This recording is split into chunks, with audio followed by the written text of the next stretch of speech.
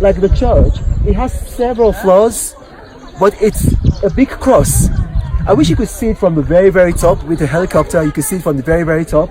But you see, it's a big cross, a huge cross, and then it has several floors. It was built, like I said, 900 years ago by King Lalibela. He was one of the Zagwe kings. There were 11 of them, and they ruled in Abyssinia for, I think, 3,300 years.